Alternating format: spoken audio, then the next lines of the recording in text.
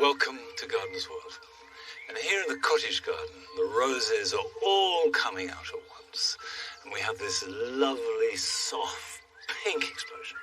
We've got about 40 different roses in here, all chosen to be various shades of pink, from almost white to almost red. And then that is balanced out by the pastel colours of the flowers accompanying them. And every day they're just getting better and better, or continue to do so into July.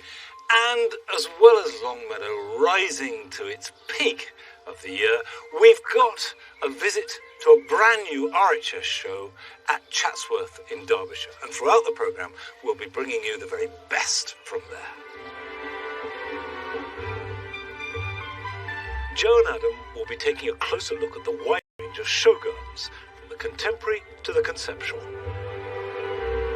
With 2 floral marquees and a great conservatory to explore, Carol is seeking out the very best of the nursery displays. And Arit Anderson will be finding out how our gardens in the future may have to adapt to cope with climate change.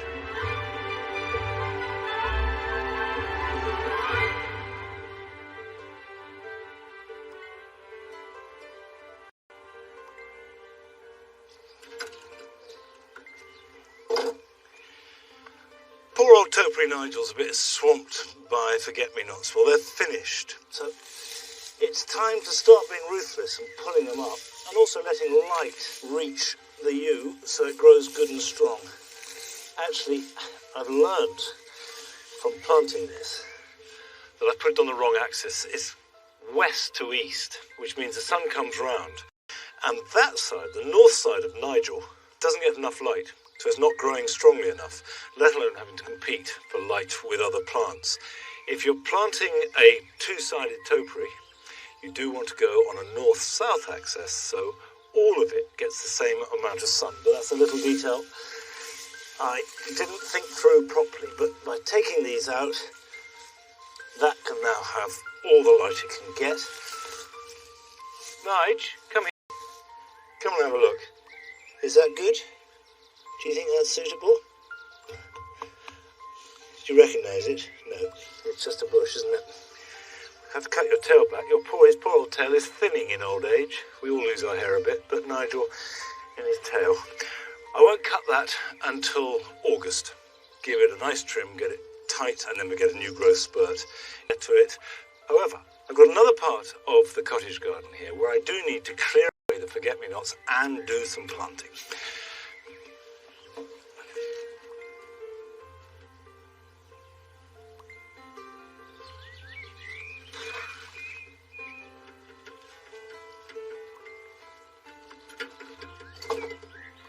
When I left for Chelsea, this bed was still looking good. Come back, and it's over. This party is done and dusted. There's nothing for it but to clear it all away and start again. So, the forget-me-nots come out.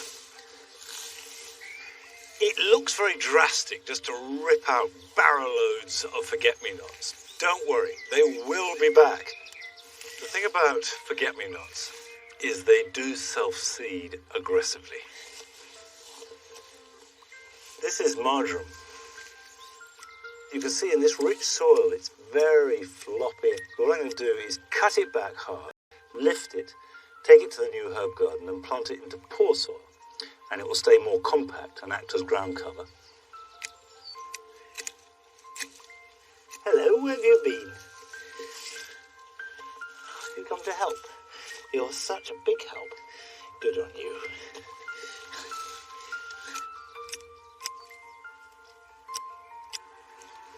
Right, having cleared a bit of space, I've got some dahlias I want to put in, and I will be adding some annuals, but I've also got perennials that I've grown from seed. These are the perennial foxglove Digitalis parviflora. They are a distinctive caramel spike of colour. These are smaller than the familiar foxglove, Digitalis purpurea, which the bees love. And they can go at the back of a border, or they can rise up through a shrub, and they can reach 6 foot tall. These will never make more than about 3 or 4 foot. I've got some lupins, and at Chelsea, lupins were everywhere. Well, these won't flower this year, but get them in now and they'll be in good nick for next year. And finally, some Gladioli. And this is Green Star, which I grew last year as a cut flower, and that will mix in the border. I've got the yellow roses behind me, so I'm going to pick up that yellow with a couple of dahlias and then plant around them. This dahlia will add a splash of vibrant yellow to the late summer border. If you lift your dahlias every autumn, which I do, planting them is easy, just make a hole, bung them in. If they're permanently planted, then they a little bit around them. So if we have Gladioli, and then we work some of the Digitalis a bit nearer the front, and now the lupins. They come in a mixture of colours. And this seed was sown last summer. Healthy plant there and there.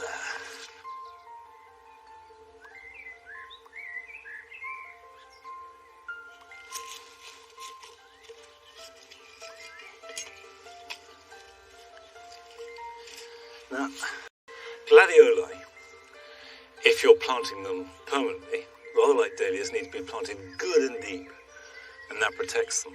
But they do need really good drainage, and I can't give them that in this garden.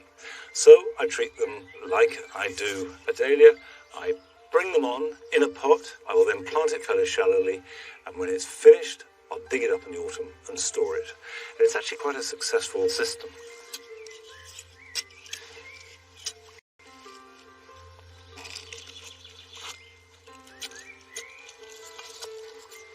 This is not the final planting, so I need to add to it. But you do have to prepare for these seasonal changes. You can't expect a border to look brilliant at one stage of the year and then to go on looking good unless you contribute, you make it happen. And sometimes that involves undoing things in order to replace it with the new. Now, a good way of inspiration for any garden is go and see other gardens, go to flower shows, see growers presenting their plants and gardens at their very best. We've had Chelsea, well now we've got RHS Chatsworth, a brand new show, which I know is focusing above all on innovation and inspiration. And last week, Adam Frost went up there to see how the final preparations for the show were getting on. This flower show is set against the backdrop of one of the most beautiful stately homes we have in the country. And there's just 1 week to go, so the countdown is on for the first RHS Chatsworth.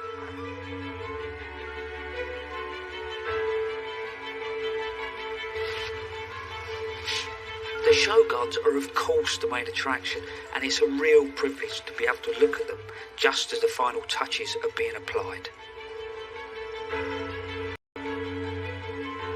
Looks like it's coming together well, mate. Yeah, no, it's come together really well the last couple of days, so yeah, nearly there. Any problems along the way though? Just the usual kind of stresses, but no, it's gone pretty well actually, kind of on track. Yeah, nice. It's lovely, isn't it? As you sit down, you straight away, there's a completely different perspective, and also I can pick up scent as well. Yeah, definitely. The idea is you sit down in this kind of chaise lounge or bench, and you're kind of encapsulated by the plants. The influence of Joseph Paxton, who was head gardener during the Victorian era and a real pioneer in the science of horticulture, is everywhere at Chatsworth. And this structure is a homage to the great conservatory that stood here until 1920. Wow, he's going to play with technology. So that idea of actually horticulture and technology, which is ultimately what Paxton was doing, I suppose, 100 odd years ago.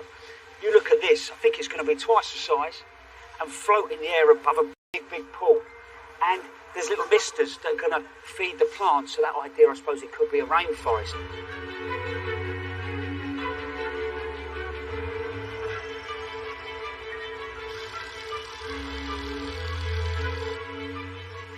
One thing that's really standing out for me already at the show is these freeform installations. I just love the idea that designers are getting to sort of push the boundaries a little bit, but without that fear that's sitting in the back of your head that you're going to be judged.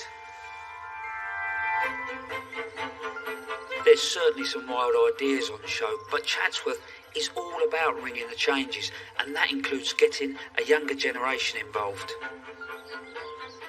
One young lad that I've known for a few years is George Hassel. He won Young School Gardener of the Year back in 2014, and he's also the youngest ever RHS ambassador. While all the building work's going, George isn't allowed in the showground, but that's not a problem because we've got a great view from the terrace.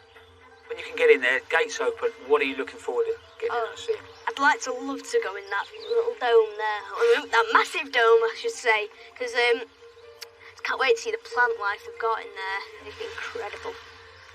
Saying that, do you think about design as a gardener or as a landscaper, or? Well, I enjoy landscaping. I like water planting as well. Obviously, when you plant, you're changing like a grey area to green area. But with landscaping, you can kind of make it the actual plot different in a way that you can't do with plants.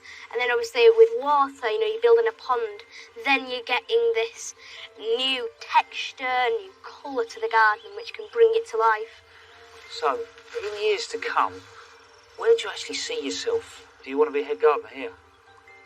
That would be really good, yeah. I'd love to. I'll see if I can work with a Duke for you, see if I can put a good word in.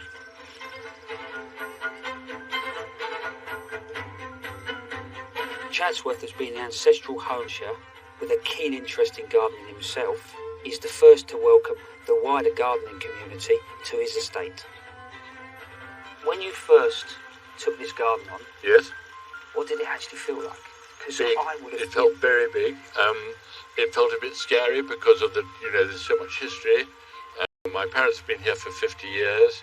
They've done an amazing job, and there was a wonderful team here already. So we were a bit tentative to start with, but we've got into our stride a bit now. A lot of people are going to love the setting, aren't they? And I hope so. you drive in, and I got goosebumps. Good. It's that. Yeah, I agree. Every time I come round the corner, I get that wonderful, real excitement. Yeah. And I know that it's a massive challenge building a show like this, but has there been any moments when you've thought, well, we've never done anything as big as this, not as long as this, but inevitably there's going to be some issues. We'll know more after this year. We'll be even better next year. We'll be brilliant this year, but we'll be even better next year. It's amazing that you're bringing a show to this part of the world, and I'm sure when people walk in, they're really going to love it. Good. Well, I'm sure it'll be a lot of fun.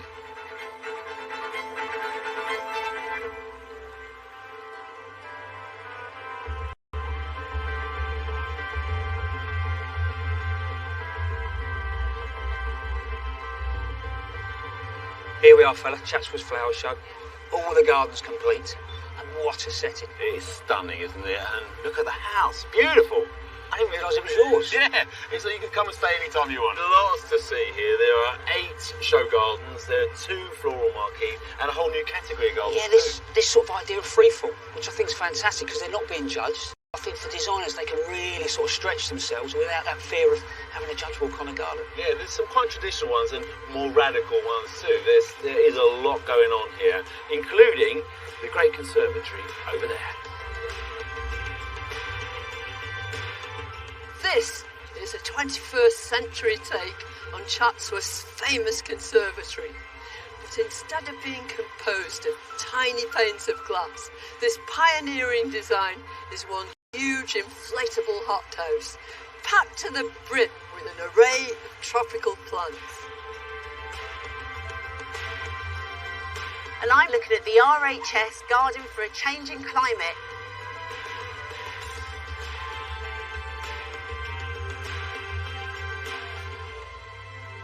There's a broad range of influences in the main show garden categories here, with designs inspired by the local Derbyshire landscape, some ideas of modern living and contemporary designs too. Adam and I checked some. This garden is called a Moveable Feast, and it really is. It's made up of all these planters on wheels, and you can arrange them differently however you want them. You can divide the garden up, create seclusion, and also change the planting. But the idea is that you can lift this entire garden up and take it with you if you have to. So if you're in rented accommodation, it's absolutely perfect. Now, I really like this planter over here because it's got a very simple frame with some twine, which means you can grow a climber like this lovely star jasmine up it and give it the protection it needs against the fence. But the planting beneath is clever too, because on the other side, there's spring plants. When they finish flowering, you spin the whole plant around, put them at the back, and get your summer flowering geraniums at the front. So you're getting more seasons for your money, as it were. Now, what I like about this entire garden is that it could be the future of gardening. Our spaces are getting smaller, so we need ingenious ideas like this to make the most of them.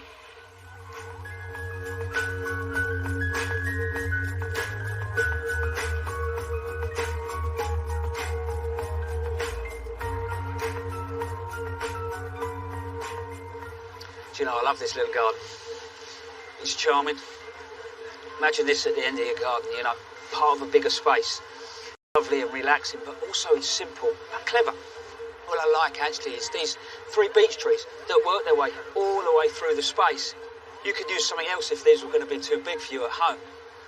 But then after that, that number 3 is repeated in these raised beds, and they're raised beds, but they sit in wildflower, and you wouldn't necessarily think that that worked, but it does here.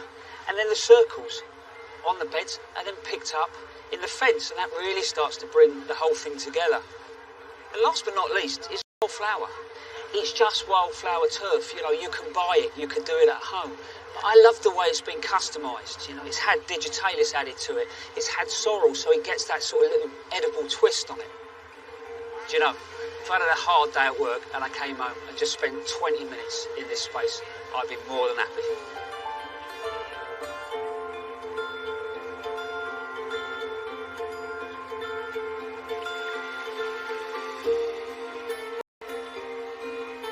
Jackie Knight has kindly let me scramble all over her just add water garden. I have to say, it makes you feel like a kid again. Not everyone can do this at the show, just me. But I like the way Jackie has really embraced the Chatsworth landscape, that lovely uninterrupted view behind. There's no big white tents or fences there. And from here, I'm going to make a leap of faith. A bit dodgy on the knees there, but it seemed to work out. The dynamics of any garden. There's the sound of it, the movement of it, and the wonderful reflective quality too. And it also increases the range of plants that you can grow. So we've got boggy plants which like their roots in the soil but permanently wet soil plants like the gunnera, the regersia, and this lovely delicate little Trollius here, that's called Cheddar, that one. So this garden, we've got water, we've got rocks, we've got plants, we've even got an extended view. What more do you want?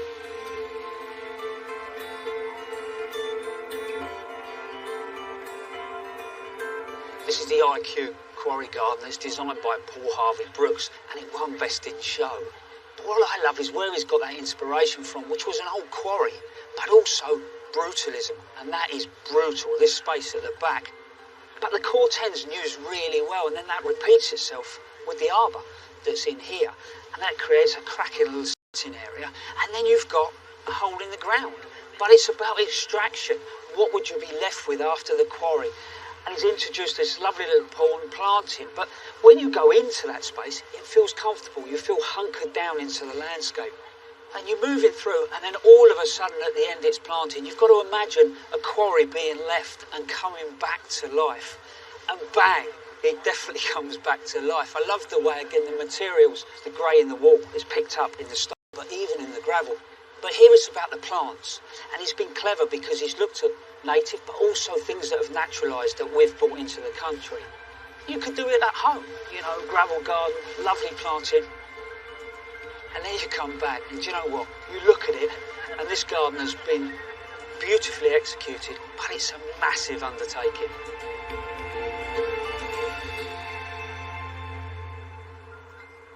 Do you know, these show gardens are fantastic. If you want something a little bit different, Carol is in the Great Conservatory.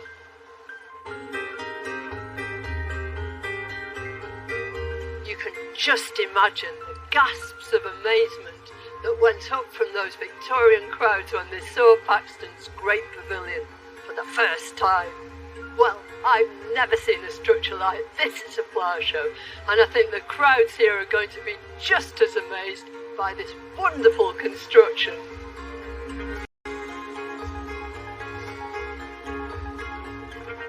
very same time that Joseph Paxton was taking giant steps forward in glasshouse innovation, plant hunters were combing the world and bringing back to this country all manner of wonderful plants never seen before.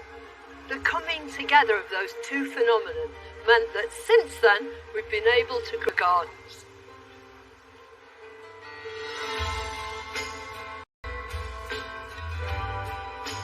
Although they're from Southeast Asia, Alocasia are grown as ornamental plants in many tropical gardens, usually in dappled shade. We can grow them here too in pots outside, where they make a striking addition to a courtyard garden. They're tender, so they need protection during the winter. Cannas originate in subtropical America. They're popular plants both in municipal plantings and in our own gardens. If you want to add stature and excitement to your garden, their large leaves and the heads of resplendent flowers in vivid, flame-like colours are just the job. They'll blaze away all summer long, but in winter, bring them in. These Tillandsias are an absolute wow. They're from Central and South America and grow way up in the trees without any compost, any soil at all, which means they're excellent candidates as houseplants. All you need to do is replicate their rainforest conditions by immersing them every couple of weeks in a bucket of water. And they're just the thing to brighten up a dull day. They're great growing on a windowsill, out of direct sunshine but in quite bright light. But they're even better in a glass house. Thank you, Joseph Paxton.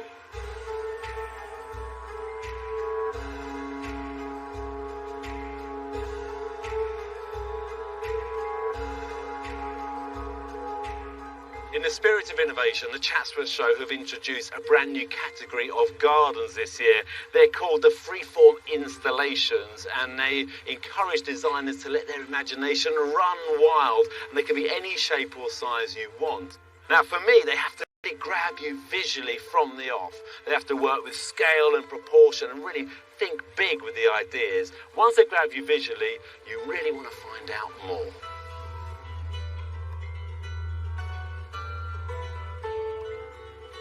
Now, at the heart of this garden is a mobile which flutters in the wind, and it's made up of pieces of paper but without any writing on them. And it represents all the people throughout the world who have difficulties and feel powerless expressing themselves with words.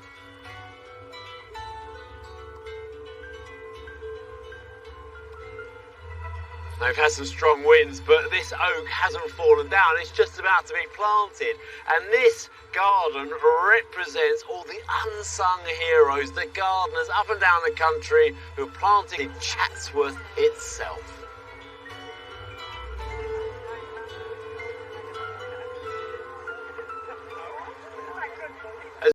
UK's top garden designers, Jo Thompson, is no stranger to the show garden scene, but taking on her brief for the freeform installations meant that she had to approach it in a completely different way.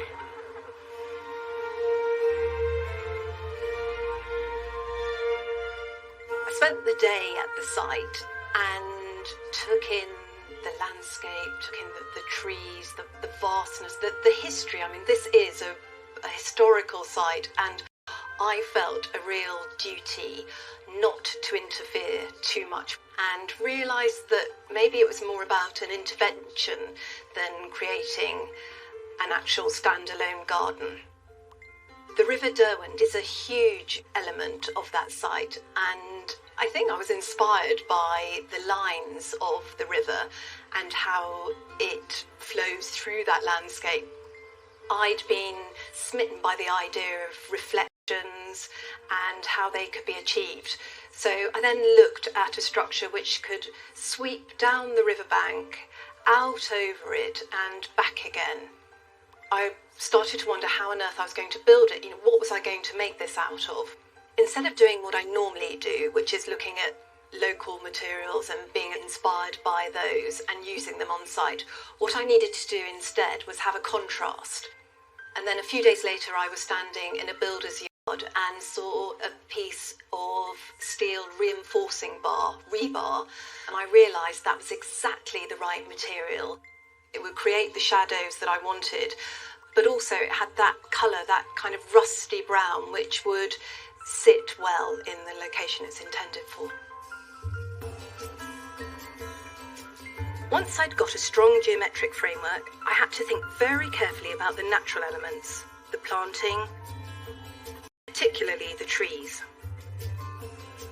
The existing trees on the Chatsworth estate are majestic, they're beautiful, and I knew that any tree I found in a nursery couldn't match the size and the splendour of those trees. So instead I looked for something to complement them. I've come to this nursery specialising in semi-mature and mature trees. This is one of the 2 hornbeam that I've chosen for the garden at Chatsworth, and it's the first time I've seen it since October. When I saw it in October, it didn't have any leaves on, it was naked, and now it's got all its clothes on. Chosen this tree, it's really beautiful, delicate, lovely fresh colour. I like to use it where there's a damp area of ground because it doesn't mind getting its feet wet, unlike, say, a beech, which does need to be a little bit drier. The other reason I've chosen this tree is because of these fantastic stems. They're sculptural, they're going to be perfect. It's not just down to the hornbeams. There's another beautiful native tree that I want to show off. These are the 4 field maples which are going to be in the garden. I've chosen them to contrast with the hornbeam, but also to go with it. It's another native. It's got a beautiful green colour and a completely different shaped leaf. And they've also got the dearest little seed heads, which in the autumn flutter to the ground like helicopters. The planting needed to be quite relaxed as it merges out into the landscape. So we've got wildflower meadow turf, which just joins into the grass around. I'm using wild roses as opposed to shrub roses. We're using grasses, things with long, thin stems, a bit wiry, creating a kind of veil as opposed to a mass.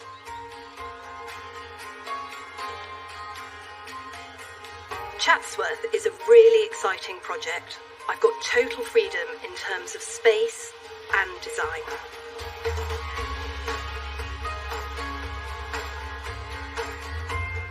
So Joe, how have you found the whole experience of not being, constricted to a shaped garden, not being judged? It's been wonderful. It's been really liberating being able to do a garden that could be any size I wanted, any shape, representing anything. It's been wonderful. Well, the garden's worked out beautifully, and there's huge swathes of perennial planting, which looks fantastic.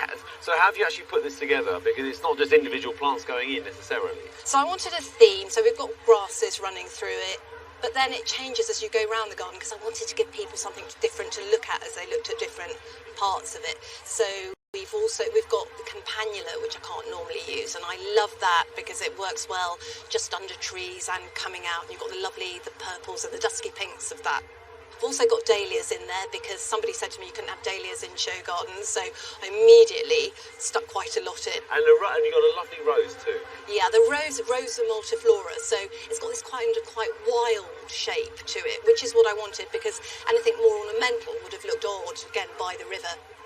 This height, looking through this sort of wispy planting and looking over the river here too. Well, I didn't want to hide the landscape. I knew we were going to be by the water, so I knew we needed to be able to, people say tall, then medium, and then low planting at the front. Yeah. I thought, well, no, that's raw, so we need to kind of break those. And it's lovely to be able to create a kind of veil, I suppose, that you can look through and just see the water and the landscape beyond. I think, this is the first year at Chatsworth. You bought this wonderful garden here. You can say, in many years' time, you can say, I was there at the beginning. Yeah, I was the first.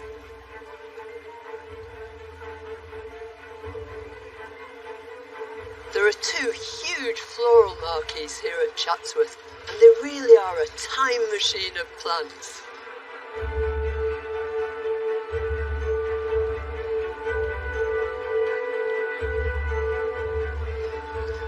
Take Acanthus, for example. They're from the Middle East and all around the Mediterranean, and they feature art and architecture of many ancient civilizations, symbolising immortality. The Romans carved their leaves at the head of their Corinthian columns, and here at Chatsworth, that same theme has been picked up in the architecture.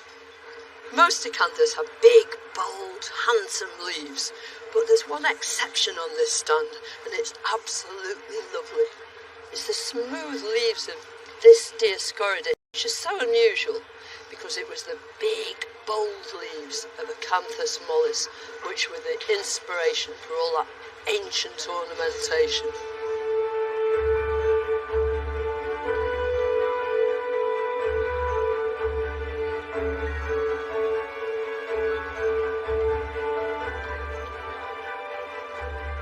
Fuchsias come from Central and South America. They were first introduced to the shores of Europe by Portuguese and Spanish explorers.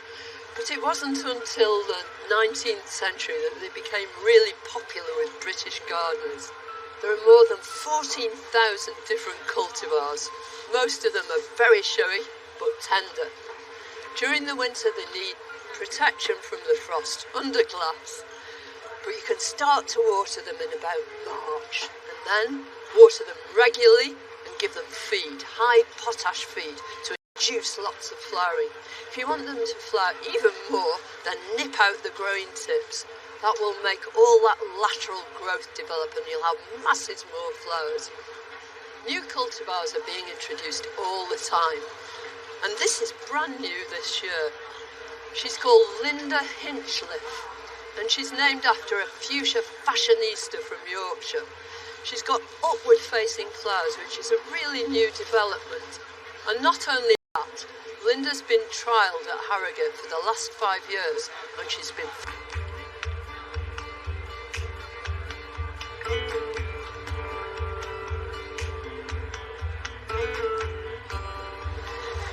Us gardeners owe a huge debt of gratitude to South America, both in our flower gardens and in our vegetable and fruit gardens too. People often think of the tomato as coming from Italy. Surely it's Italian, not a bit of it. It comes from South America. It can be found in Peru, growing on riverbanks, tumbling down in that lovely hot, humid atmosphere. It was the Spanish who introduced the tomato, took it to the Spanish court, where it was looked upon with some suspicion at first. People thought it might be poisonous. Eventually, when they found out not just how edible it was, but how delicious it was given as a token to your lover. It actually had the name love apple because it was believed to be an aphrodisiac. In recent years, lots of different tomatoes have been developed. Each culture and country around the world has their own varieties. But one of the major problems that British gardeners have with growing tomatoes is blight. It causes the whole plant to collapse and the tomatoes to rot. But this is a brand new variety, Crimson Crush. It's supposed to be as blight resistant as any tomato at all. And what's more, it produces these big, gorgeous, edible fruits. Absolutely delicious in salad or cooked. So remember, the next time you're in your garden looking at your tomatoes, your dahlias, your fuchsias or acanthus, they represent hundreds and thousands of years of horticultural history.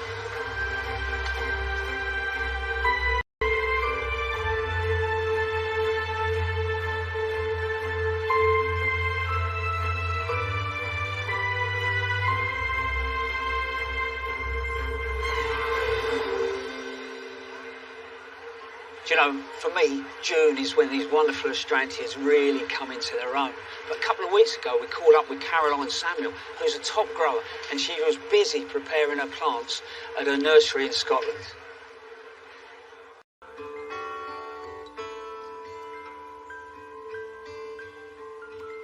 Well, I've got about 40 varieties of Astrantia here. There's about 80 in total registered in the plant finder. And I grow the majority of them myself to take to shows with me.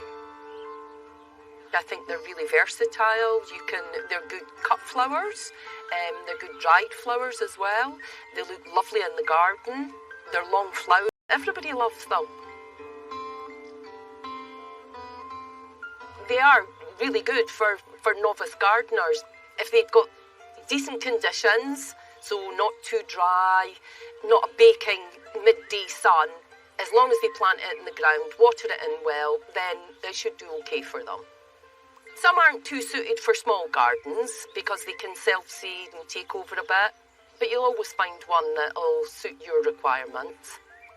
My favourite Astrantia, due to the colour and just the toughness, would be Astrantia Star of Love.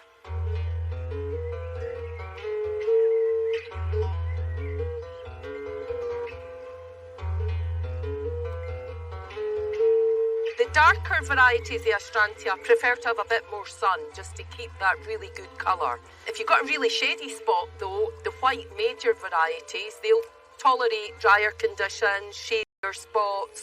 They're just a bit easier to deal with those tricky spaces. If your Astrantia's maybe looking a bit like it could do a few more flowers, I always say something like a tomato type food. You'll always get the lush foliage, but just for a little boost to the flowers. And they could always do with a good organic mulch at the end of the year, so some leaf mould or some well-rotted manure. When you plant an Astrantia, if you've bought like a 9cm pot, you would be looking for it to double in size each year. After maybe about 3-4 years, once you've got a really nice big clump, I would say just dig it up and look for a natural division in it, which you'll see in most of them. And I would take the shovel through the middle of it, or if you can pull it apart. And I would normally do that round about spring, early spring, just before they're coming into growth. So when it's dormant, replant and just water in really well.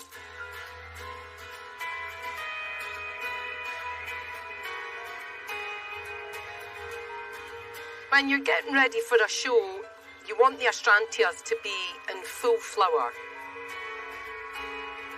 A nice show plant will be one that's got lots of nice, healthy, lush green foliage and lots of flower spikes on it, with more to come, so that it looks good from the day you put it in the display to the last day of the show.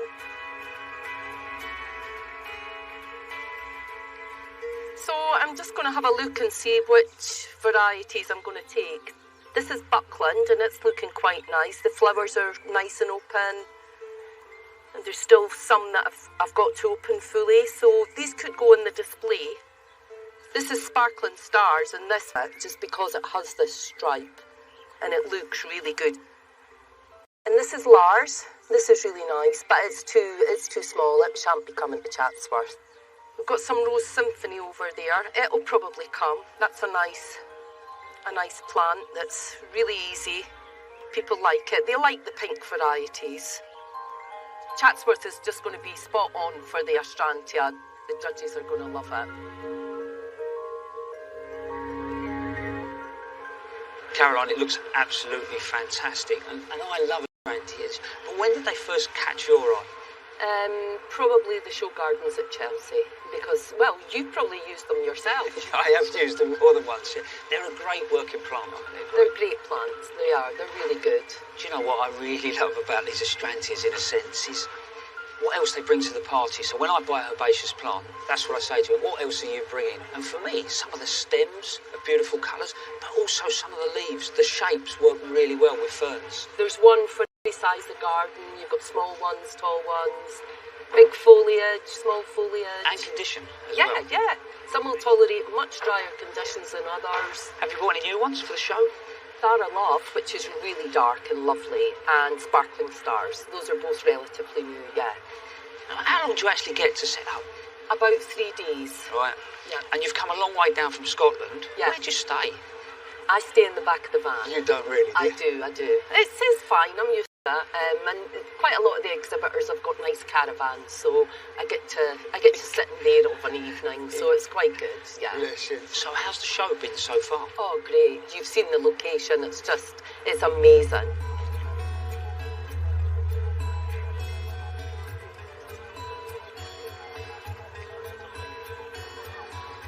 As gardeners, we're always observant of the weather because it affects everything that we do. The impact effects of climate change affects the extremes of weathers, and we've seen that over the last few weeks, even days. Here at the show is a garden designed with just that in mind.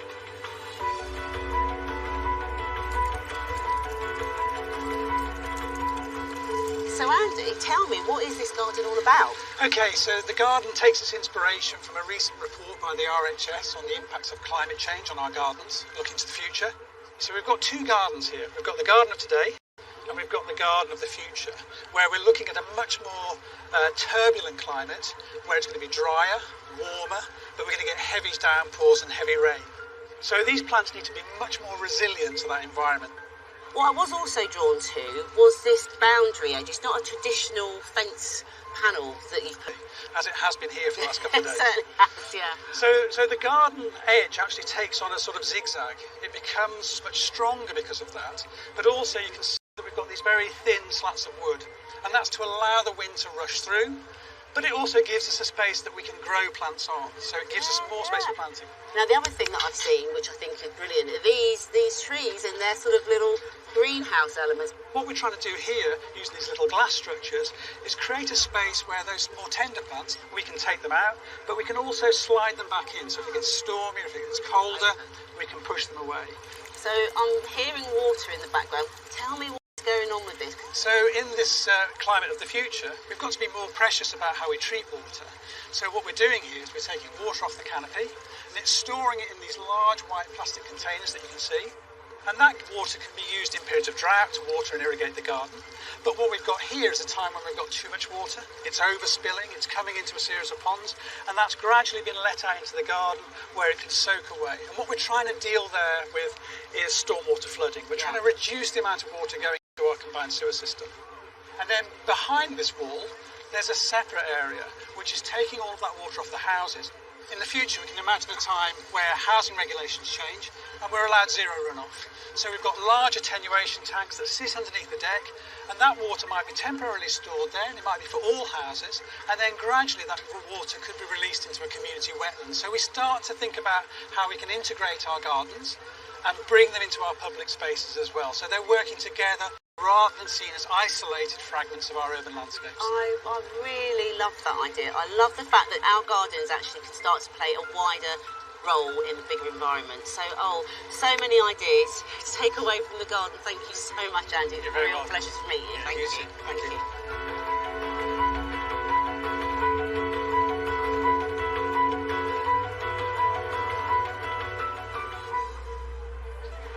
When it comes to growing plants from hotter climes, you just can't beat an Acanthus.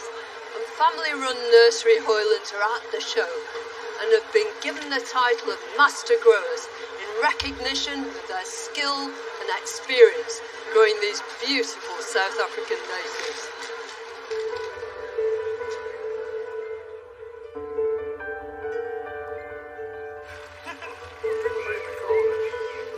We used to propagate a general range of shrubs and perennials, alpines, conifers, you name it. And then years ago, my youngest daughter Heather bought me an Acanthus for one of the flower shows around about my birthday in June.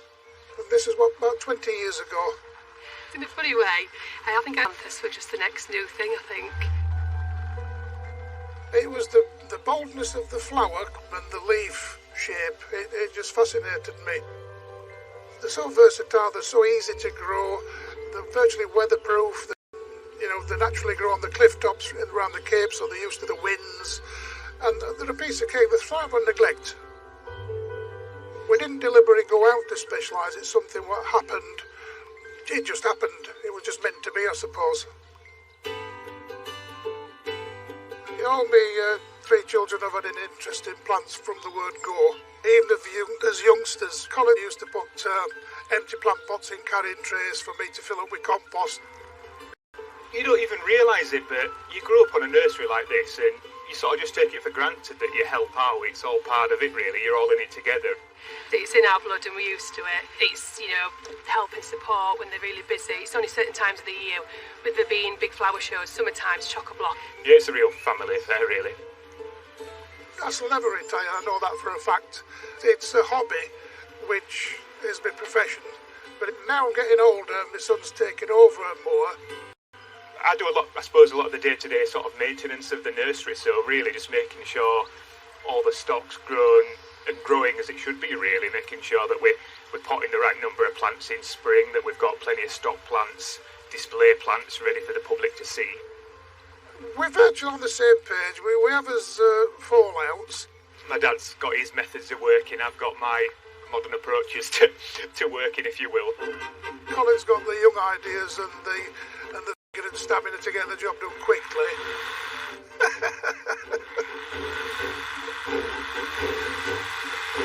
My dad likes the old-fashioned butcher's cleaver, you know.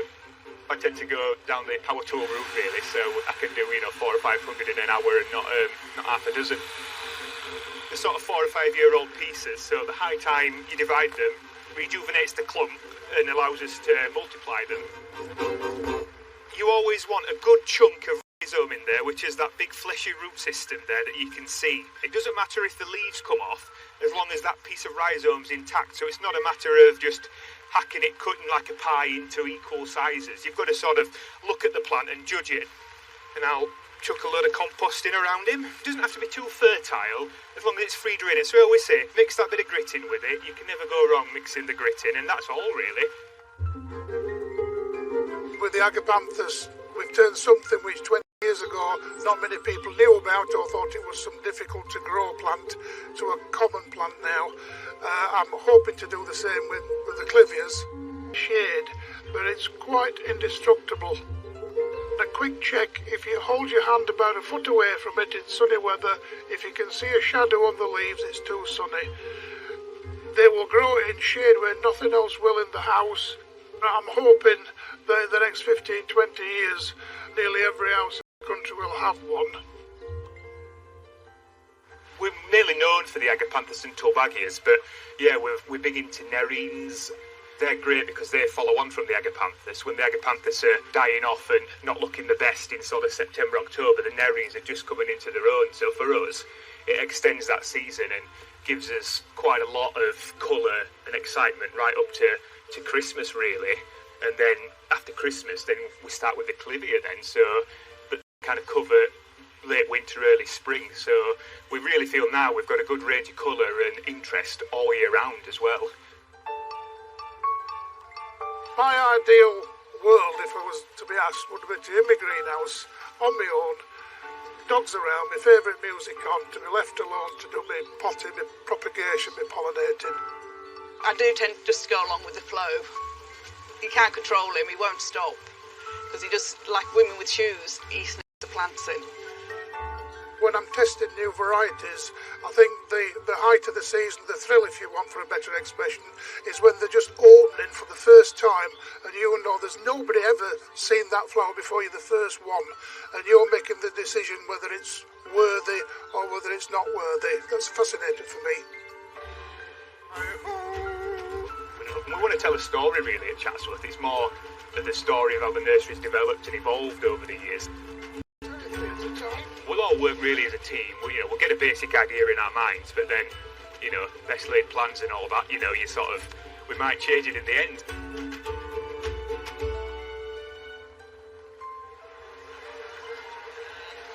So, Colin, did everything go according to plan? Just about. We got here quite early and got a good start, and yesterday we got kicked out of the marquee because of high winds, so we had a job on this morning, but we're happy with it. I think it shows the nursery off really well and what the nursery's all about. The development of these plants. Yes, people know us for Agapanthus and Tulbagias, but now they're going to know you for clivias as well. Clivias are the new thing, really. We're doing a lot of hybridisation at the nursery where we're picking specific ones for specific traits, and we're hoping to sort of make them more affordable and accessible for people. Whether it's one of the established varieties of clivias or one of your new ones, what kind of conditions do they like? To make them thrive, recommend watering them twice a week at this time of year because they're in active growth, they're putting on extra roots.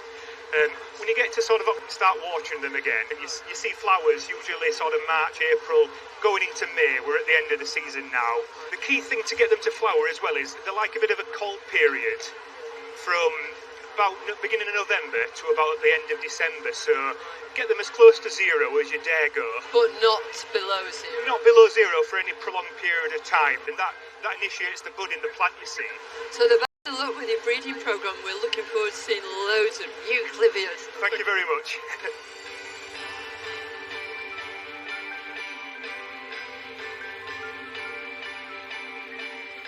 Well, the weather's great now, but we've had a mixed bag over the last few days, haven't we? Hence the wellies. Ta-da! Yes, exactly. Adam, what's really grabbed your eye? For me, it's got to be Sam Ovens' garden. The geometry of it, the walls, the planting, I think he's brought it together beautifully. It's one of the best things here. It's a strong garden, isn't it? That one, definitely. Carol? Well, the beautiful setting. I mean, couldn't be better, could it? And as far as the marquees go, absolutely terrific stands. And I love Hopley's one. Great, long, narrow border that you could just roll up and take home. Oh, that sounds good. I might have to do that. Harriet? I've managed to find some dandelions. Hey, weeds? No, these are lovely sculptural dandelions that are down by the floral bridge, and they're really lovely, and you see them in the light, and they're all twinkly and gorgeous, so yeah, I like that. They're beautifully well observed, aren't they? Yeah, they really are. But on a massive scale, thank goodness dandelions aren't that big. Well, that's the thing about this show, you know, in the setting, you can play around with scale, really, and using the landscape as well. There's a garden over there, Time for Everything, and you sort of look through the garden and see the landscape beyond, and it looks stunning, and it really puts the garden in its place. Yeah, don't you call that borrowed landscape? Well, I know my place, Carol. I know my place. Watch out. But this show's got a great future, don't you? Yeah, no, definitely. Fantastic. It is. Well, now it's back to Monty Longmeadow, who's enjoying some pretty good weather himself.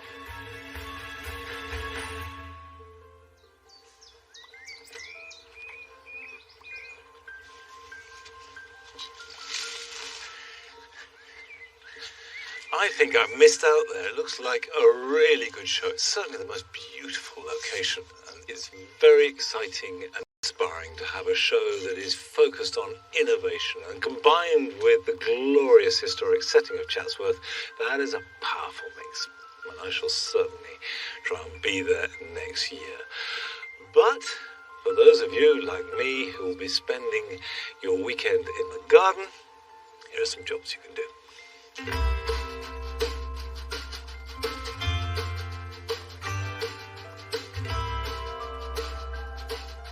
Top of them, nothing works more efficiently than a hoe.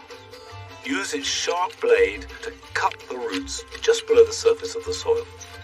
Leave the vegetation on the ground and they will dry out and die. And ideally you do this in the morning of a dry day.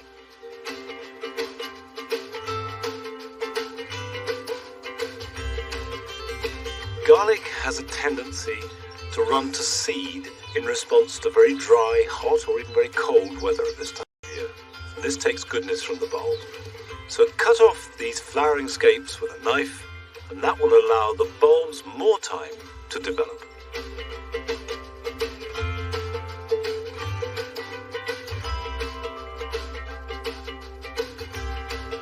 Lily beetles can cause havoc on lilies and fritillaries, but they are very visible with their bright orange backs. And the best way to deal with them is to gently approach and remove them by hand.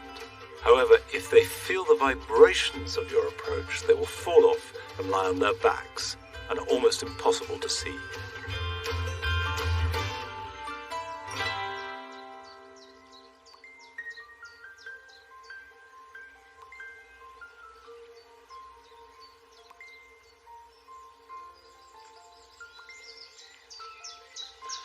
I love the way that the flowers of Rosa Moisei, this is Moisei geranium, are spangled across this great arching shrub. And then, of course, later they are followed by hips that look like flagons. And it's a flower that I associate with June and long, warm evenings, and the garden just sort of stretching out like a cat into high summer. Mind you, it needs to be warm and it needs to be dry to appreciate it properly. So let's see what the weather has in store for us gardeners this weekend.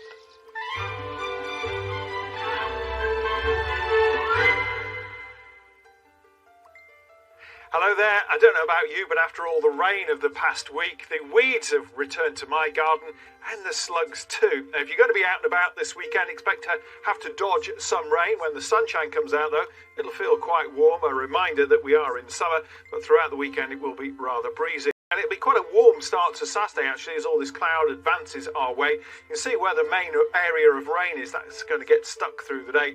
Either side of that, some brightening up and some sunshine. The rain, as it pushes into Scotland through the day, peters out in the afternoon, and we should get some sunshine in Northern Ireland. It'll be quite warm here in the afternoon, but less so across Northern England. Now, there won't be much rain to the east of the Pennines. It's mainly in the northwest of England. The rain's going to be still getting away with a dry day, and if you're in East Anglia and the southeast in the sunshine, it's going to be warm. Probably quite humid as well in that south to southwesterly breeze. Here's our main area of rain. You can see as it pushes its way into the Midlands, the rain tends to peter out. Never quite reaches the southeast and East Anglia. Some breaks in the cloud follow towards the northwest, but quite a few showers as well. So those temperatures on a par with Friday night, 13 or 14 being fairly typical. Now let's not discount this band of cloud here that's heading towards the southeast and East Anglia. We may get a little rain developing on that, especially later. Away from here, brighter skies and some sunshine, but there will be some showers, some fairly frequent and at times heavy showers for Scotland and Northern Ireland.